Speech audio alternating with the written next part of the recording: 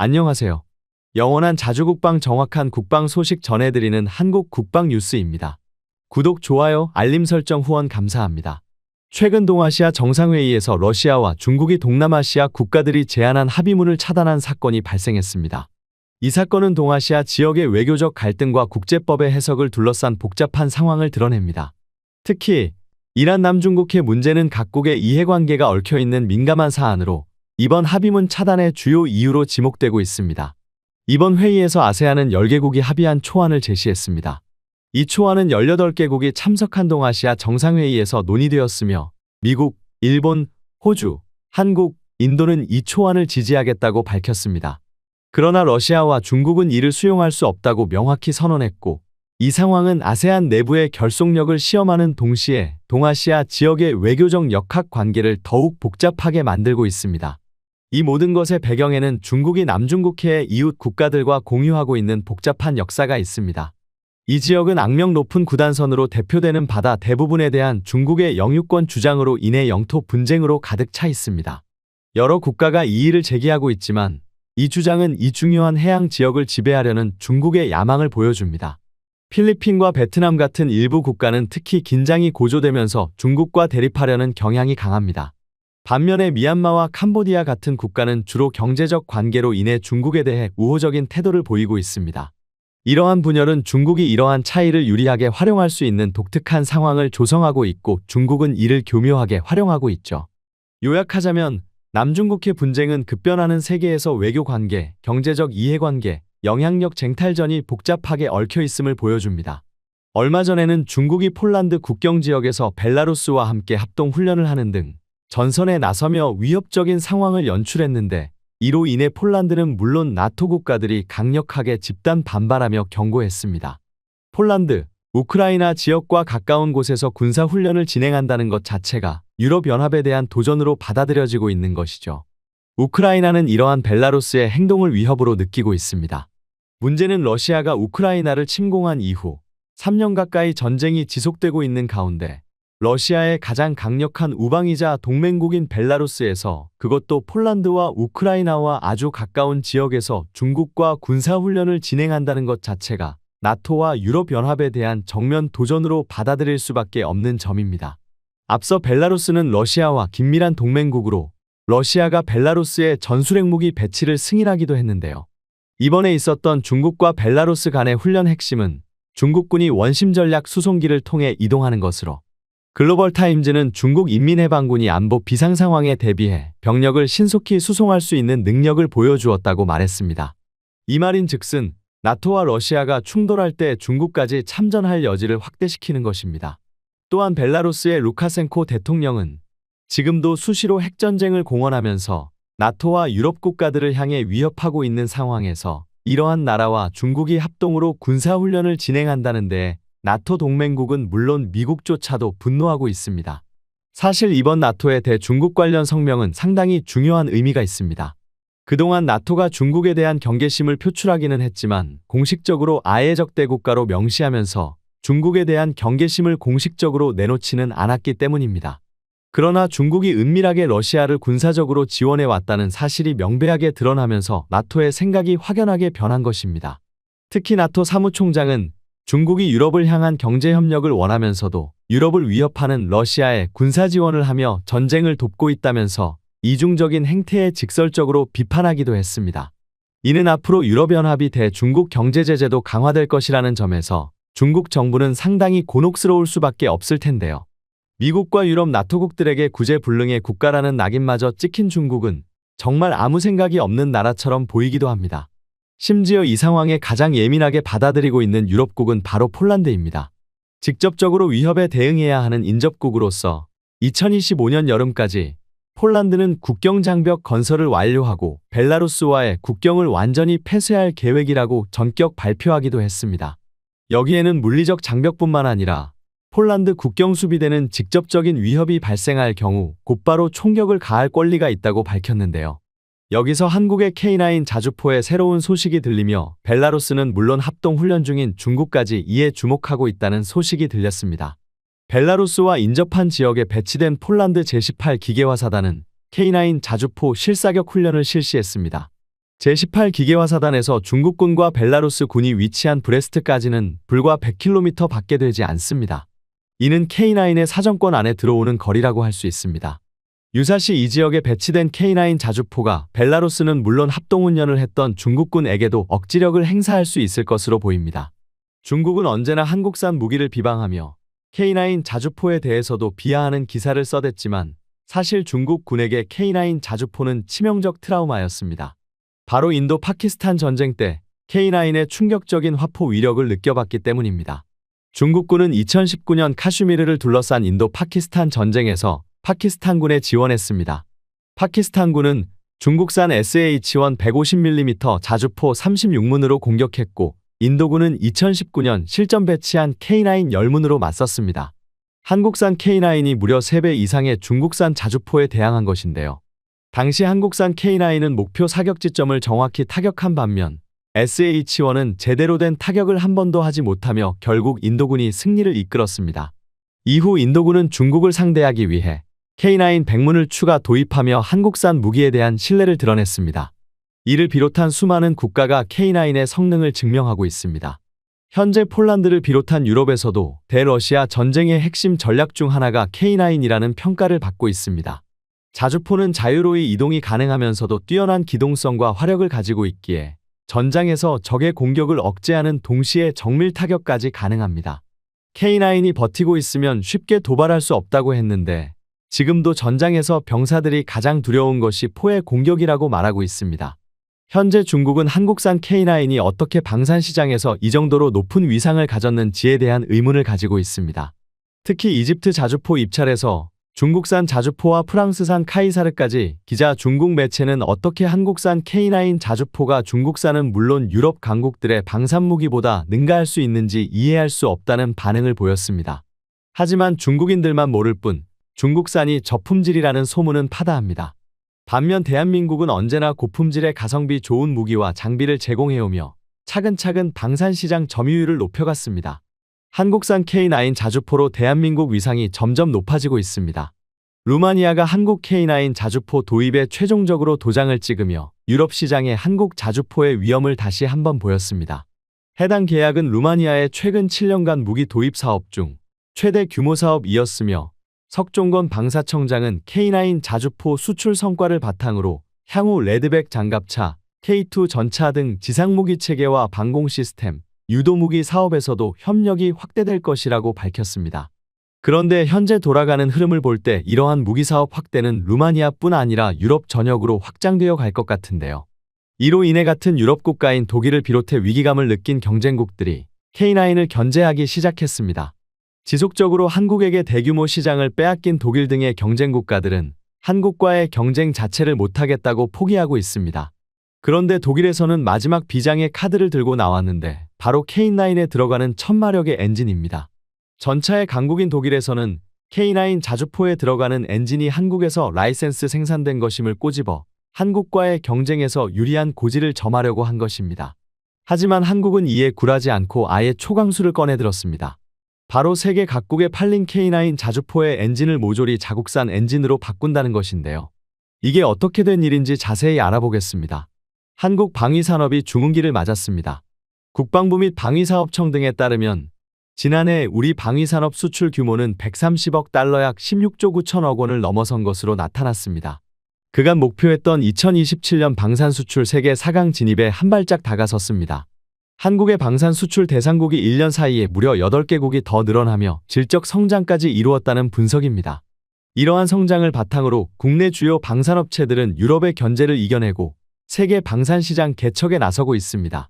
먼저 한화에어로스페이스는 지난 4월 다연장 로켓신 천무 72대 약 1조 2천억 원을 공급하는 계약을 체결했는데 이 계약이 발효되면 한화에어로스페이스와 폴란드 측이 맺은 계약의 규모는 약 14조 원에 달하게 됩니다. 그리고 이제 한국산 무기들은 전 세계 가장 위험한 지역에서 누군가를 지키기 위해 맹활약하고 있는데요. 유럽의 견제와 경쟁국들의 파상 공세에도 불구하고 K9 자주포는 이제 유럽에서도 완벽하게 자리를 잡았습니다. 이에 독일에서는 K9 수출 협상에 독일산 기술로 라이센스 생산된 엔진을 빌미로 계약 성사 직전까지 가서 무산된 적도 있었는데요. 독일의 엔진 갑질 시도에 대한 한국의 대응은 전면 국산화입니다. 한국이 이를 악문 결정적인 이유는 2020년 아랍에미리트와 수출 협상 당시의 사건 때문이었습니다. 그전부터 독일이 엔진 기술을 문제 삼아 은근히 견제를 걸어오고는 있었지만 아랍에미리트의 사업에서는 정말 계약서에 도장 찍기 직전에 독일이 나타나서 그간 한국이 들인 노력을 공중분해해 버렸기 때문입니다. 중동 방면 수출이 얼마나 수익성이 크고 또 그만큼 조심스러운지를 생각해보면 독일의 회사는 그야말로 다 된 밥에 독일은 숟가락만 얹은 셈이 되었는데요. 그 뒤로도 독일은 유독 막대한 수익 창출이 가능한 중동 지역에 끈질기게 방해를 했습니다. 아예 방산 전시 외 견본품 전시조차 못하게 할 지경이었죠. 참다 못한 한국은 독일의 갑질로부터 벗어나기 위해 K9에서 독일 기술의 작은 뿌리까지 남기지 않고 모조리 뽑아내기로 합니다. 다만 문제는 한국에게 기대한 무기 수준의 디젤 엔진의 국산화에 본 사례가 없었다는 것인데요. 한국에는 독일 엔진을 라이센스 생산하는 기업이 있었을 뿐 누구도 관련 시장에서 독일 기업보다 나은 입지를 보장받지 못하는 엔진 개발 사업에 감히 뛰어들지 못했습니다. 한국은 그동안 기술이 축적된 라이선스 생산 기업인 STX에게 국산화 사업을 맡기는 방식을 골랐습니다. 그동안 독일 엔진을 만들면서 쌓은 노하우를 국산 개발의 원동력으로 승화시킨 것인데요. STX는 한국산업기술기획평가원과 개발 협약을 체결한 뒤 불과 3년 만에 엔진 국산화를 성공시켜버렸습니다. 그런데 담당자들의 인터뷰에 따르면 STX가 국산화 과정에서 최우선 목표로 삼은 것은 독일 엔진을 초월하는 성능이 아니었습니다. 다름 아닌 정확히 동일한 재원이었던 것인데요. 외부에서는 그걸 목표로 한다면 다소 목표치가 부족하지 않을까 의아해할 수 있습니다. 하지만 여기에는 확실한 이유가 있습니다. 당장이라도 엔진을 갈아 끼울 수 있게 만들어서 가능한 빠르게 K라인을 독일의 영향력하에서 빼내는 것이 진정한 목표였기 때문입니다. 그리고 STX는 이걸 완벽하게 해냈습니다. K9 자주포 체계 장비에 어떠한 변화도 없이 그대로 엔진만 바꿔 탑재하면 국산화에 100% 되는 것입니다. 그런데 그렇다고 해서 이게 성능적인 개선이 없었다는 뜻은 또 아니었습니다. 최우선 목표가 아니었을 뿐 설계상동일한 재원을 맞춰서 완벽한 호환성을 갖춘 뒤로는 어느 정도 성능적인 개량도 해냈습니다. 연료 분사 장치를 전자제어 장비에 통합한 것인데요. 이를 통해 전자제어 장비가 엔진 내부 연소 과정을 해석해서 연료 분사 패턴을 최적화할 수 있게 되었습니다. 결과적으로 기존 엔진별로 최적화할 수 있게 되었습니다. 결과적으로 기존 엔진 대비 연료소 비율이 5% 이상 개선되는 효과를 누릴 수 있게 되었는데요. 놀라운 점은 STX가 이러한 가공할 만한 성과를 개발과 양산을 동시에 진행하면서 성공해냈다는 점입니다. 이를 비롯해 대한민국의 성과는 대단합니다. 동유럽 슬로바키아의 신형 전차 도입 사업에서도 미국 M1A2 에이브람스, 독일 레오파레트2 A7 등과 함께 KT 전차가 후보로 거론되고 있는데요. 이 같은 K방산의 선전은 러시아와 우크라이나, 이스라엘과 하마스의 전쟁 등이 계속되면서 세계 군비 경쟁이 치열해진 영향이 큽니다. 실시간으로 현대전의 패러다임을 새롭게 써내려가고 있는 우크라이나 전쟁에서 새롭게 정립된 포병 전술이 있습니다. 바로 드론을 활용한 정밀 관측 타격. 과거 포병은 미사일에 비해 부족한 명중률을 넓은 지역을 한 번에 타격하는 식으로 보완했었습니다. 이 때문에 한 대의 자주포로 여러 발을 동시에 차단시켜 광범위한 지역을 타격할 수 있는 TOP 사격 능력이 매우 중요한 기술로 여겨졌었습니다. 하지만 드론을 통해 실시간으로 목표를 확인하며 좌표를 수정할 수 있게 된 지금, 이동하는 전차나 장갑차를 포격으로 정확하게 명중시킬 수 있을 정도로 정밀성이 높아지게 되었습니다. 한 발당 수억 원에 달하던 대전차 미사일로 하던 일에 한 발당 수백만 원 정도의 포탄으로 대체할 수 있게 된 것이죠. 현재 우크라이나에서 기갑 장비를 가장 많이 격파하고 있는 무기가 곡사포의 정도입니다. 이는 향후 전 세계 군대의 자주포 운용 표준 기술이 될 것으로 예상되고 있습니다. 그런데 현대전의 새로운 교과서에 실릴 이 전술을 정립한 자주포가 다름 아닌 K9입니다. 사실 포병과 드론을 조합하려는 과거 미군에 의해 활발하게 연구되어 왔었습니다. 주로 프레데터나 리퍼와 같은 무인기를 사용하여 적의 거점을 탐지하고 획득한 좌표를 지상포병과 공유해 정밀 타격을 수행하는 방식이었는데요. 이러한 전술은 중동의 사막지역이나 민간인이 거주하는 도시 지역의 숨은 적을 정밀 타격하는 데 활발하게 이용되어 왔습니다. 하지만 이 같은 전술이 대규모 전면전에서도 효과적이라는 사실을 증명해낸 것은 다름 아닌 튀르키예였습니다. 2020년 튀르키예군은 내전이 한창이던 시리아 지역에서 러시아의 지원을 받고 있던 시리아 정부군과 충돌하게 되었습니다. 반군을 지원하기 위해 시리아 이들리브 지역에 주둔하고 있던 튀르키예군은 러시아제 전폭기를 동원한 정부군의 폭격에 30여 명이나 사망하는 큰 피해를 입게 되었습니다. 폭격이 끝나자 100여 대에 달하는 전차와 장갑차, 포병 장비 등 기계화 부대를 앞세운 시리아 정부군이 이들리브 지역을 완전히 점령하기 위해 진격하기 시작했습니다. 러시아의 압도적인 지원을 받은 시리아 정부군에 비해 튀르키예 해군은 수적으로 열세인 상황이었습니다. 하지만 튀르키예 해군은 이러한 상황을 뒤집을 조커가 두 장이나 있었는데요. 바로 무인기와 K9의 파생형 자주포 T-155 프르트나였습니다.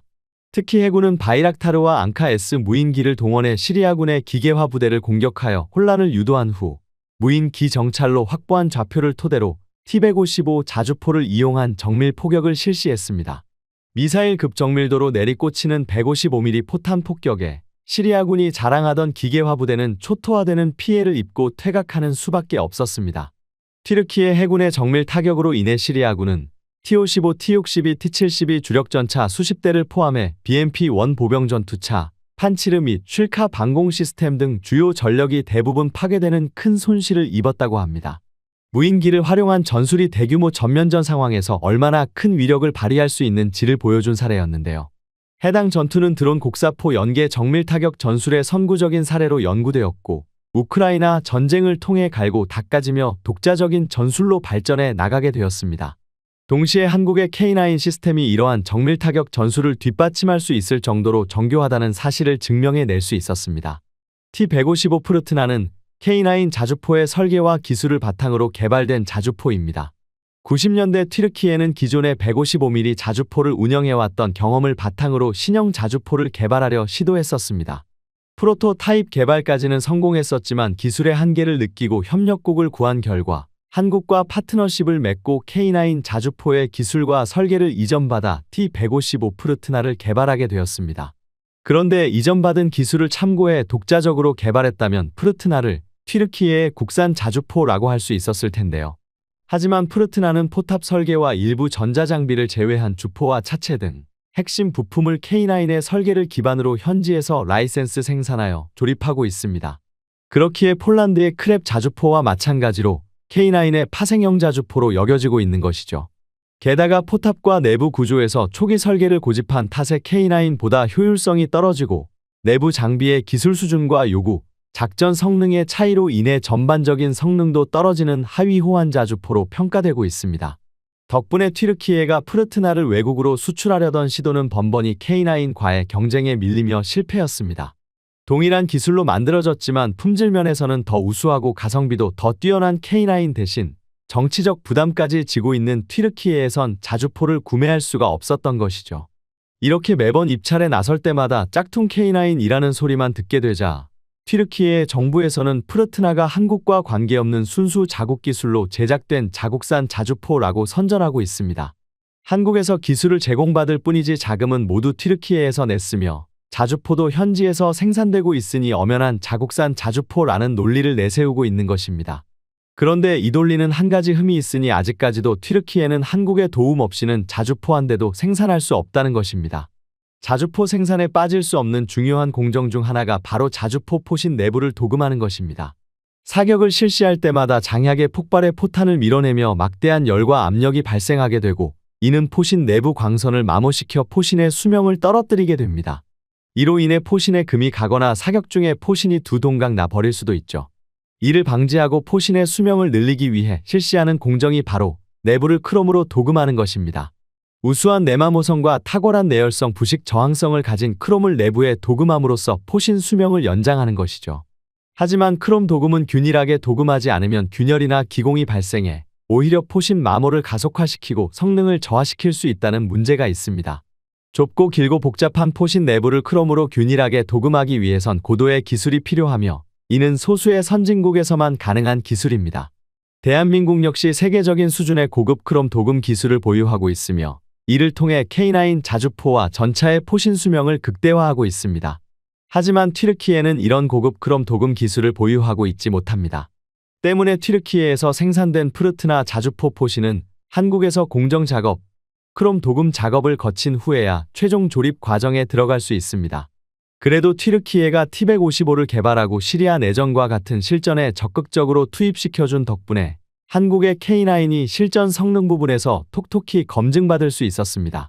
K9과 비교했기에 성능이 조금 떨어져 보일 뿐이지 열압한 K9으로도 시리아군의 러시아제 구형 자주포를 압도하기엔 충분하다는 사실을 증명해 보여주었습니다. 지금까지 한국 국방 뉴스 시청해주셔서 감사합니다. 구독, 좋아요, 알림 설정 해두시면 언제나 좋은 소식 전해드리겠습니다. 즐거운 하루 보내세요.